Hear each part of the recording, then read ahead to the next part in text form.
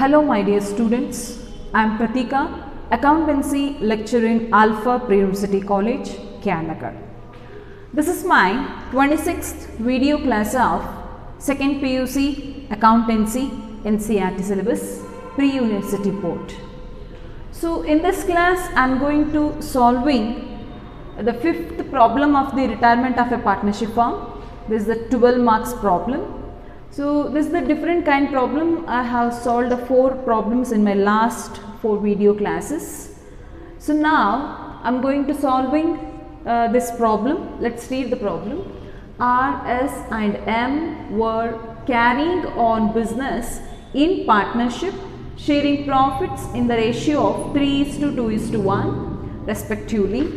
So this is the old ratio of the partners.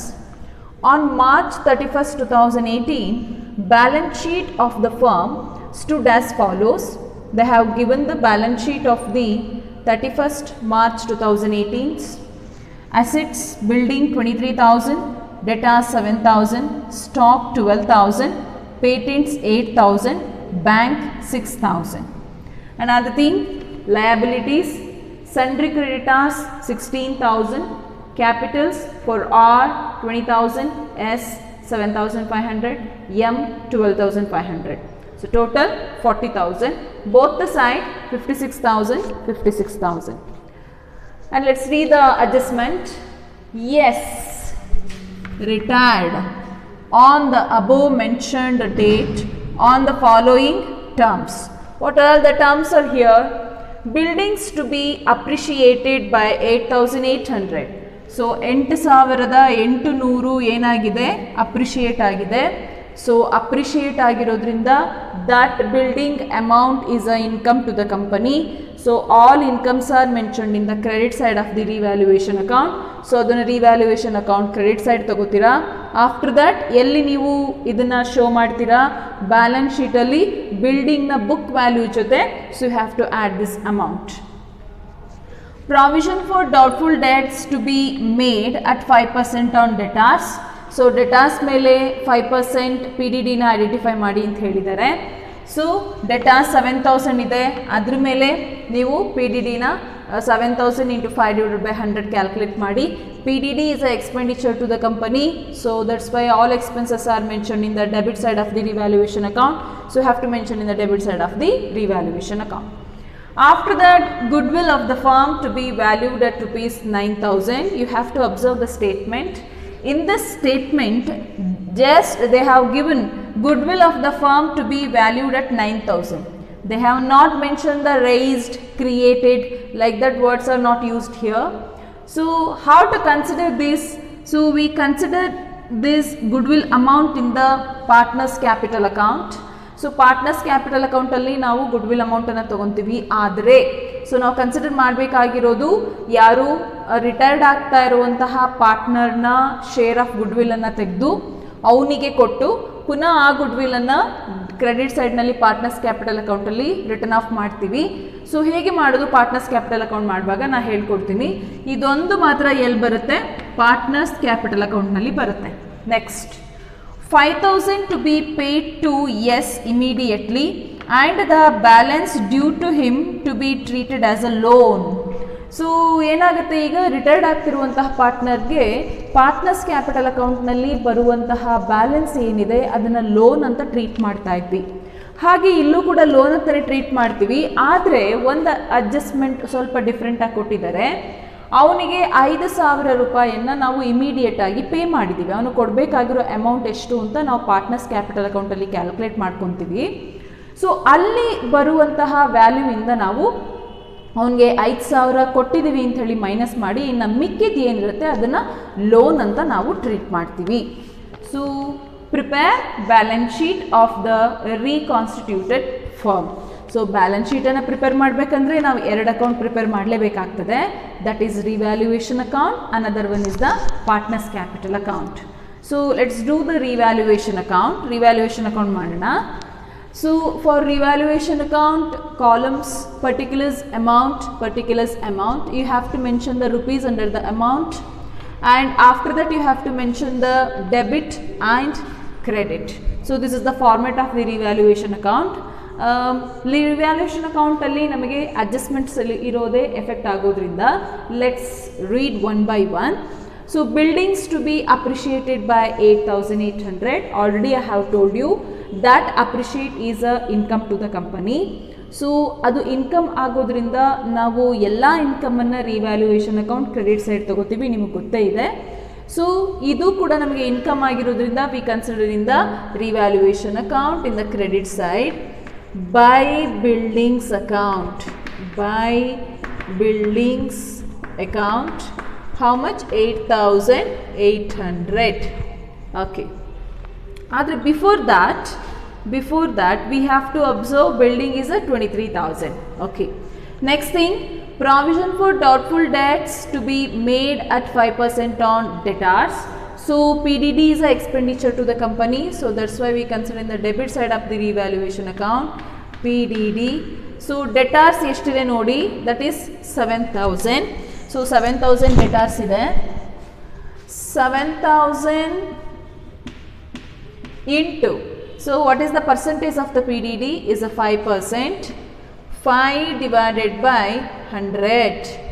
So 7,000 ಮೇಲೆ ನಾವು 5% ಮಾಡಿದಾಗ so ಎಷ್ಟು ಬರುತ್ತೆ? It is a 350.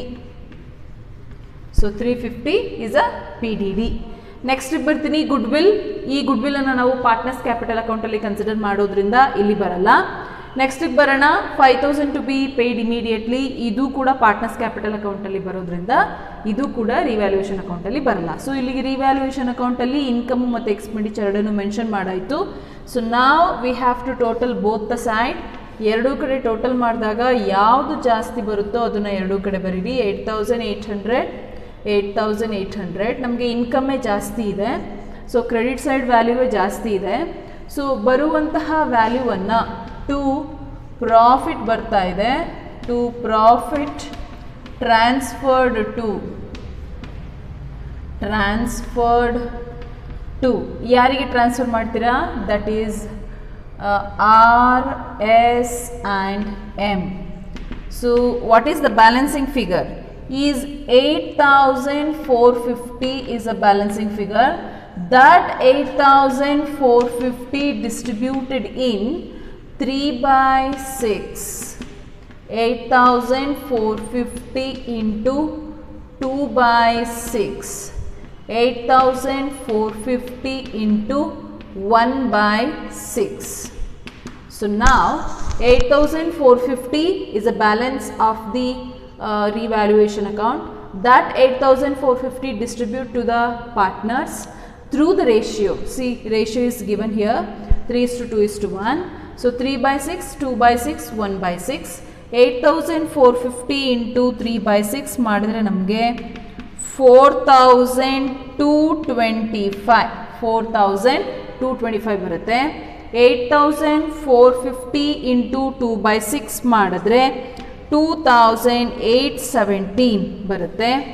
After that 8,450 1/6 ಮಾಡಿದ್ರೆ 1,408 ಬರುತ್ತೆ. ಸೊ ಈ ಒಂದು ವ್ಯಾಲ್ಯೂವನ್ನು ಏನು ನಾವು ಡಿಸ್ಟ್ರಿಬ್ಯೂಟ್ ಮಾಡಿದ್ದೀವಿ ಪ್ರಾಫಿಟನ್ನು, this profit is consider in the partners capital account credit side. Credit ಸೈಡ್ನಲ್ಲಿ ನಾವು ಈ ಒಂದು ವ್ಯಾಲ್ಯೂಸನ್ನು ಏನು ಮಾಡ್ತೀವಿ, ಹಂಚ್ತೀವಿ. ಸೊ ಇದು ಇಲ್ಲಿಗೆ ನಿಮಗೆ ರಿವ್ಯಾಲ್ಯೂಯೇಷನ್ ಅಕೌಂಟ್ ಕಂಪ್ಲೀಟ್ ಆಗುತ್ತೆ. ಸೊ ಈಗ ನಾವು ಪಾರ್ಟ್ನರ್ಸ್ ಕ್ಯಾಪಿಟಲ್ ಅಕೌಂಟನ್ನು ಹೇಗೆ ಮಾಡೋದು? ಪಾರ್ಟ್ನರ್ಸ್ ಕ್ಯಾಪಿಟಲ್ ಅಕೌಂಟಿಗೆ column hockey, partners capital account, put the heading partners capital account.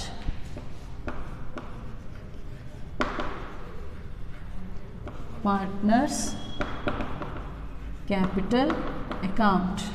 So partner capital ಅಕೌಂಟಿಗೆ ಕಾಲಮ್ಸ್ ಬಂದು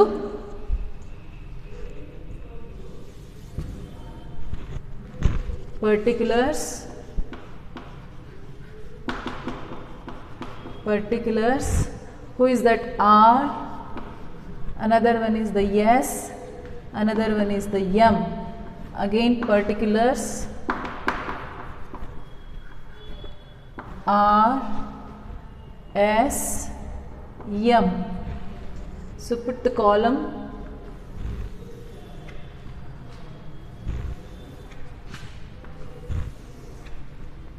You have to put the columns for all the partners. ಎಷ್ಟು ಜನ ಪಾರ್ಟ್ನರ್ಸ್ ಇದ್ದಾರೋ ಅಷ್ಟು ಜನಕ್ಕೆ ನೀವು ಕಾಲಮ್ಸನ್ನು ಹಾಕ್ತೀರಾ. Fine. So under this you have to mention the rupees.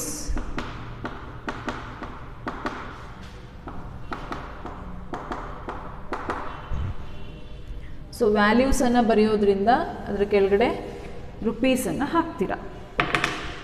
ನಾವು ಇವಾಗ ಏನು ಮಾಡಬೇಕು? First we have to distribute the capital to all the partners. ಅದಕ್ಕೆ ಏನಂತ ಬರೀತೀರಾ? By balance brought down.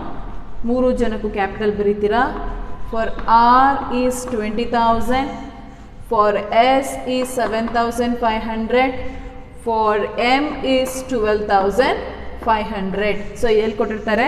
Balance ಶೀಟಲ್ಲಿ ಕ್ಯಾಪಿಟಲ್ಸ್ ಅಂತ ಹೇಳಿ ಕೊಟ್ಟಿರ್ತಾರಲ್ಲ, that capital amount should be take it here. After that is there a reserve fund? ಏನೂ ಇಲ್ಲ. So revaluation account ಹಂಚೋಣ. ಬ್ಯಾಲೆನ್ಸನ್ನು ಪ್ರಾಫಿಟ್ ಬಂದಿದೆಯಲ್ಲ, ಪ್ರಾಫಿಟ್ ಬಂದರೆ ಕ್ರೆಡಿಟ್ ಸೈಡ್ ಹಂಚಬೇಕು. So revaluation account. ಸೊ ಅಲ್ಲೇ ಡಿಸ್ಟ್ರಿಬ್ಯೂಟ್ ಮಾಡಿದ್ದೀರಾ ಎಷ್ಟೆಷ್ಟು ಬಂದಿದೆ ಅಂತ ಹೇಳಿ. So what is the balancing figure? The first one 4,225, 2,817, 1,408. So this is the revaluation account balance.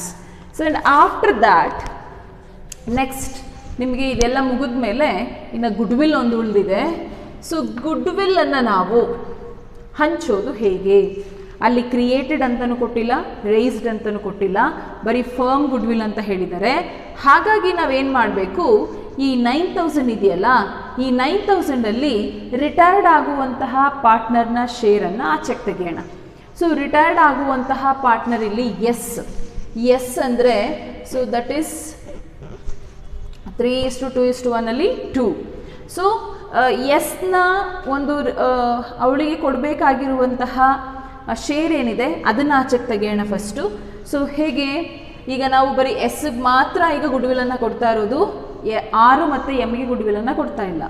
So ಹಾಗಾಗಿ ಸೊ ಎಸ್ನ ಗುಡ್ವಿಲ್ ನೋಡಿ 9,000 ಇದೆ ಅಲ್ವಾ? ಸೊ ಈ 9,000 ಇಂಟು 2/6, 9,000 ಇಂಟು 2/6 ಮಾಡಿದ್ರೆ, so that is you will get a 3,000 rupees. So you will get 3,000 rupees. 9,000 into 2/6 ಮಾಡಿದ್ರೆ ನಿಮಗೆ 3,000 rupees ಸಿಗುತ್ತೆ. ಇದು ಈ 3,000 rupees is a share of, ಯಾರ ಶೇರ್ ಇದು? this 3,000 is the yes share. 9,000 ಕಂಪನಿಯ ಗುಡ್ವಿಲ್ ಇದೆ, ಅದರಲ್ಲಿ 3,000 ಎಸ್ನ ಶೇರ್ ಆಗುತ್ತೆ. ಈ 3,000ವನ್ನು ಸೊ ಇಲ್ಲಿ ನೀವು ಕೊಡುವಾಗ ಇವರಿಬ್ಬರ ಕ್ಯಾಪಿಟಲಿಂದ ತೆಗೆದು ಇವ್ರಿಗೆ ಕೊಡಬೇಕಲ್ವಾ? ಸೊ ಹಾಗಾಗಿ ಆರ್ಸ್ ಕ್ಯಾಪಿಟಲ್, ಸೊ ಆರ್ ಇಂದ ತೆಗೆದು ಎಸ್ ಕೊಡ್ತೀರಾ. ಹೆಂಗೆ ಕೊಡ್ತೀರಾ? 3,000 ಇಂಟು, ಸೊ ಯಾವ ರೇಷಿಯೋ ಮೂಲಕ ಕೊಡಬೇಕು? ಈಗ ಗೇನ್ ರೇಷಿಯೋ ಮೂಲಕನೇ ನಾವು ಹಂಚಬೇಕಾಗಿರೋದ್ರಿಂದ 3:2:1ನಲ್ಲಿ ಸೊ ಎಸ್ನ ರೇಷಿಯೋ ತೆಗೆದ್ರೆ ನಮಗೆ 3:1 ಮಾತ್ರ ಉಳ್ಕೊಳ್ಳುತ್ತೆ. ಆ ರೇಷಿಯೋ ಪ್ರಕಾರನೇ ಹಂಚಬೇಕು ನಾವು. 3/4. ಸೊ 3,000 ಇಂಟು 3/4 ಮಾಡಿದ್ರೆ ವಿ ವಿಲ್ ಗೆಟ್ 2,250 ಸಿಗುತ್ತೆ. ಓಕೆ. ಆ್ಯಂಡ್ ಆಫ್ಟರ್ ದ್ಯಾಟ್ ಅದೇ 3,000 ರುಪೀಸನ್ನು ಪುನಃ ನೀವು ಆರಾಯಿತು, ಈಗ ಎಮ್ಸ್ ಕ್ಯಾಪಿಟಲಿಂದ ಕೊಡಬೇಕು. ಬೈ ಎಮ್ಸ್ ಕ್ಯಾಪಿಟಲ್ ಅಕೌಂಟ್, ಯಾರು ಕೊಡ್ತೀರಾ? ಎಮ್ಮಿಂದ ಎಸ್ಸಿಗೆ ಕೊಡ್ತೀರಾ. ಸೇಮ್ ಥಿಂಗ್ 3,000 ಇಂಟು 1/4, 3,000 ಇಂಟು 1/4 ಮಾಡಿದ್ರೆ ನಿಮಗೆ 750 ಸಿಗುತ್ತೆ. ಸೊ ಇದು ಎರಡು ಅಮೌಂಟು ಆರು ಮತ್ತು ಎಮ್ಮಿಂದ ಸೇರಿ ಎಸ್ಗೆ ಕೊಡ್ತಾ ಇರೋದು. ಈಗ ಇವರಿಬ್ಬರಿಂದ ಇವರು ಕೊಟ್ಟಿರೋದ್ರಿಂದ ಅವರಿಬ್ಬರ ಕ್ಯಾಪಿಟಲ್ ಡಿಕ್ರೀಸ್ ಆಗುತ್ತಲ್ವಾ? So to S capital account, so ಇವರಿಬ್ಬರಿಂದ ತೆಗೆದುಕೊಡ್ತಾ ಇರೋದ್ರಿಂದ ಸೊ ಯಾರಿಗೆ ಕೊಟ್ಟಿದ್ದೀವಿ, ಎಸ್ ಕೊಟ್ಟಿದ್ದೀವಿ. ಎಷ್ಟನ್ನು ಕೊಟ್ಟಿದ್ದೀವಿ? So 2250 from R, 750 from M. So this is the pattern of doing the goodwill, distributing the goodwill amount. After that, ಇದಿಷ್ಟೆಲ್ಲ ಆದಮೇಲೆ ಗುಡ್ವಿಲ್ ಅಡ್ಜಸ್ಟ್ಮೆಂಟ್ ಕಂಪ್ಲೀಟ್ ಆಗುತ್ತೆ. ನೆಕ್ಸ್ಟ್ ನೀವು last adjustment 5000 to be paid to S immediately.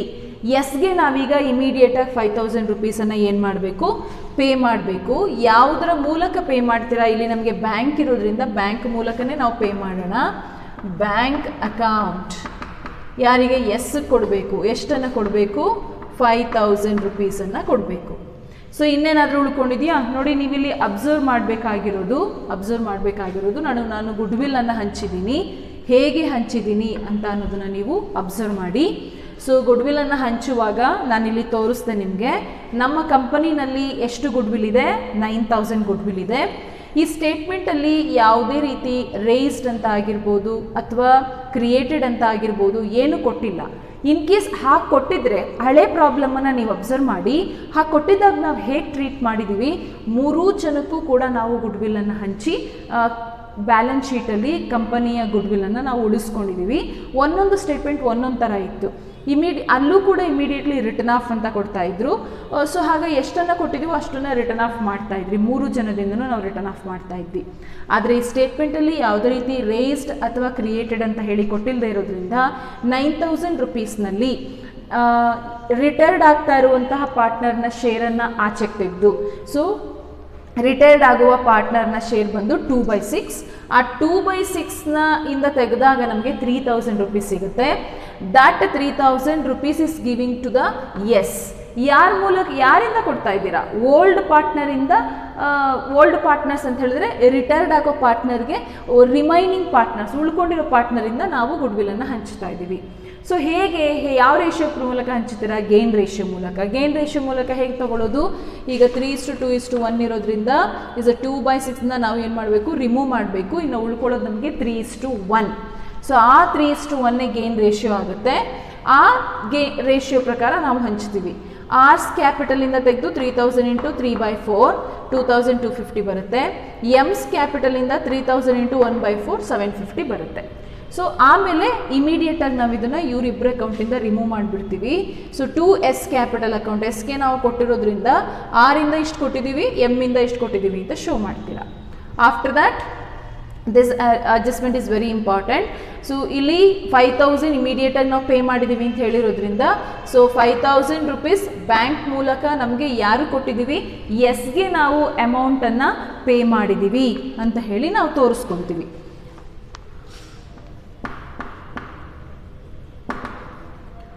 Part of payment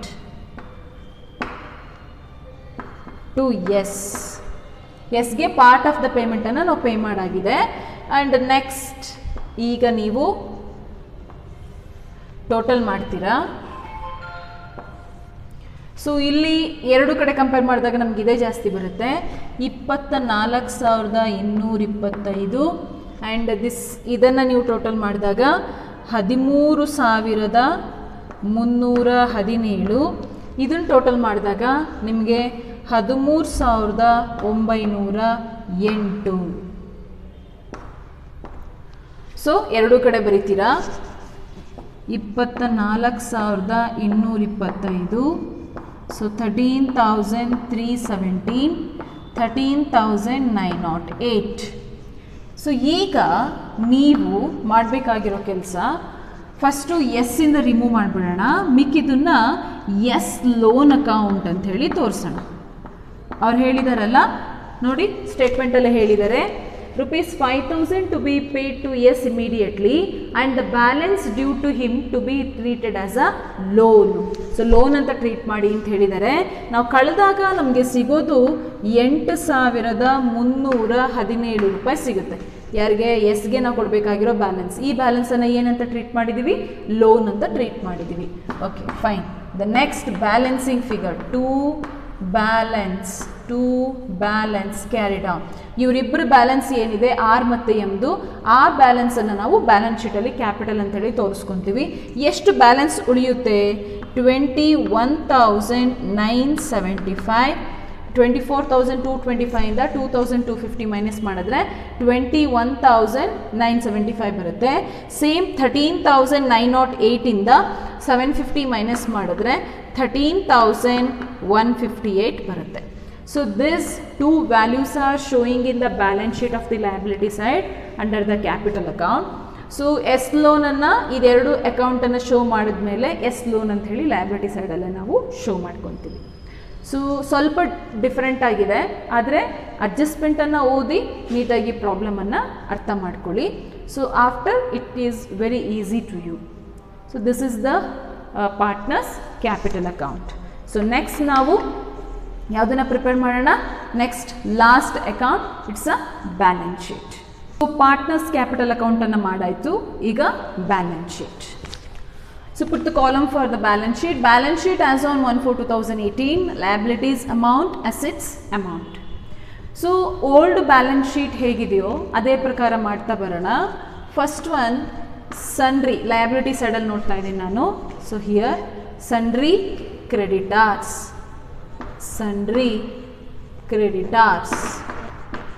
so sundry ಕ್ರೆಡಿಟಾರ್ಸ್ಗೆ ಅಡ್ಜಸ್ಟ್ಮೆಂಟ್ಸಲ್ಲಿ ಯಾವುದೇ ರೀತಿ effect ಆಗಿಲ್ಲ. So directly I am taking 16,000. After that there is a capitals. So R ಮತ್ತು M. So R's capital ಯಾವುದನ್ನು ತಗೋಬೇಕಾ? ಅದನ್ನು ತಗೋಬೇಕಾ? ನೋ. ಸೊ ಇಲ್ಲಿಯ ಕ್ಯಾಪಿಟಲನ್ನು ಪಾರ್ಟ್ನರ್ಸ್ ಕ್ಯಾಪಿಟಲ್ ಅಕೌಂಟಲ್ಲಿ ಏನು ಬ್ಯಾಲೆನ್ಸ್ ಕ್ಯಾರಿಡ್ ಆನ್ ಬರೆದಿದ್ದೀವಿ 6 ಮತ್ತು ಎಮ್ಮು, ಆ ವ್ಯಾಲ್ಯೂವನ್ನೇ ನಾವು ತಗೋಬೇಕಾಗ್ತದೆ. So 21,975 for R, M 13,158 for M. So after that ಇನ್ನೇನಿದೆ? ಲೋನ್ ಇದೆ. ಯಾರ ಲೋನ್ ಇದೆ? S loan. So S loan ಇದೆ. ಎಷ್ಟಿದೆ? ಅವಳಿಗೆ ಕೊಡಬೇಕಾಗಿರುವಂತಹ ಲೋನು 8,317 ರೂಪೀಸ್ ಲೋನ್ ಇದೆ. ಸೊ ಇದಿಷ್ಟೇ ಲಯಬಿಲಿಟಿ ಸೈಡಲ್ಲಿ, ಇನ್ಯಾವುದು ಬರಲ್ಲ. ನೆಕ್ಸ್ಟ್ ಅಸೆಟ್ಸಿಗೆ ಬರ್ತೀನಿ. ದಟ್ ಈಸ್ ಬಿಲ್ಡಿಂಗ್ ಎಷ್ಟಿದೆ? 23,000 ಇದೆ. ಆದರೆ ಬಿಲ್ಡಿಂಗ್ ಅಪ್ರಿಷಿಯೇಟ್ ಆಗಿದೆ. ಸೊ ನೋಡಿ, ಫಸ್ಟ್ ಅಡ್ಜಸ್ಟ್ಮೆಂಟ್ ಹೇಳುತ್ತೆ ಅಪ್ರಿಷಿಯೇಟ್ ಇದ್ರೆ ಏನು ಮಾಡಬೇಕು? ಆ್ಯಡ್ ಮಾಡಬೇಕು. add appreciate 8,800 ನ ಆ್ಯಡ್ ಮಾಡಿದ್ರೆ 31,800 ಬರುತ್ತೆ. ಆಫ್ಟರ್ ದಟ್ ಬಿಲ್ಡಿಂಗ್ ಆದಮೇಲೆ ಏನಿದೆ? ಡೆಟಾರ್ಸ್ ಇದೆ. ಸೊ ಡೆಟಾರ್ಸ್ ದುಡ್ಡು ಎಷ್ಟಿದೆ? 7,000 ಇದೆ. ಬಟ್ ಪಿ ಡಿ ಡಿ ಇದೆ ಅಲ್ವಾ? ಪಿ ಡಿ ಡಿ ಎಕ್ಸ್ಪೆನ್ಸಸ್ ಅಲ್ವಾ? ಸೊ ಹಾಗಾಗಿ ಮೈನಸ್ ಮಾಡಿ ಹಾಕಿ. ಲೆಸ್ ಪಿ ಡಿ ಡಿ ಎಷ್ಟಿದೆ? 350, 5% ಅಂತ ಹೇಳಿರೋದ್ರಿಂದ ಸೊ 350 ಬರುತ್ತೆ. ಸೊ 350ಯನ್ನು ಮೈನಸ್ ಮಾಡಿದ್ರೆ 6,650 ಬರುತ್ತೆ balance outer column. After that ನೋಡಿ, ಡೆಟಾರ್ಸ್ ಆಯಿತು. ನೆಕ್ಸ್ಟ್ ಸ್ಟಾಕ್ಗೆ ಯಾವುದೇ ರೀತಿ ಏನು ಎಫೆಕ್ಟ್ ಆಗಿಲ್ಲದಿರೋದ್ರಿಂದ directly I am taking outer column rupees 12,000. Stock ಆದಮೇಲೆ ಏನಿದೆ? ಪೇಟೆಂಟ್ಸ್ ಇದೆ. ಸೊ ಪೇಟೆಂಟ್ಸ್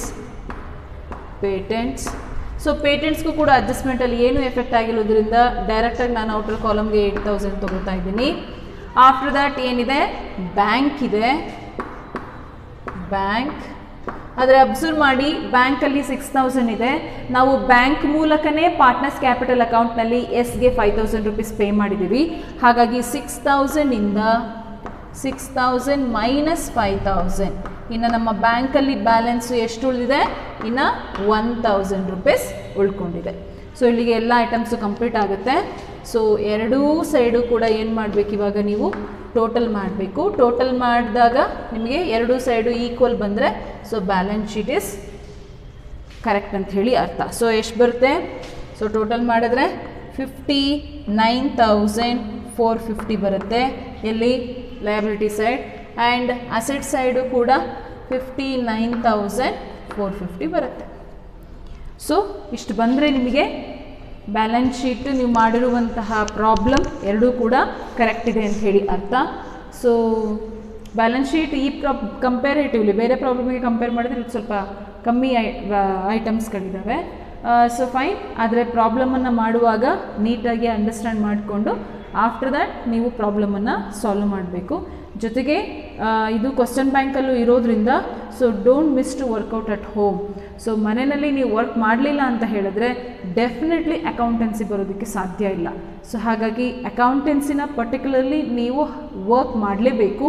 ಸುಮ್ಮನೆ ಹಾಗೆ ನೋಡ್ಕೊಂಡು ಬರಬೇಡಿ. ಒಂದ್ಸಲಿ ನೀವು ವಿಡಿಯೋನ ಕೇಳಿದ ನಂತರ ಸೊ ಕ್ವಶನ್ ಬ್ಯಾಂಕಲ್ಲಿ ಇರುವಂತಹ ಕ್ವಶನನ್ನು ನೋಡಿ ಸಾಲ್ವ್ ಮಾಡೋದಕ್ಕೆ ಟ್ರೈ ಮಾಡಿ. ಆವಾಗ ನಿಮಗೆ ಪ್ರಾಬ್ಲಮ್ ತುಂಬ ಈಸಿ ಆಗುತ್ತೆ. ಸೊ ಇನ್ನೊಂದು ಪ್ರಾಬ್ಲಮನ್ನು ನಾನು ನೆಕ್ಸ್ಟ್ ವಿಡಿಯೋ ಕ್ಲಾಸ್ನಲ್ಲಿ ನಿಮಗೆ ಎಕ್ಸ್ಪ್ಲೈನ್ ಮಾಡಿಕೊಡ್ತೀನಿ. ಸೊ ಅದು ಕೂಡ ಒಂದು ಡಿಫ್ರೆಂಟ್ ಕೈಂಡ್ ಪ್ರಾಬ್ಲಮ್ ಆಗಿರುತ್ತೆ.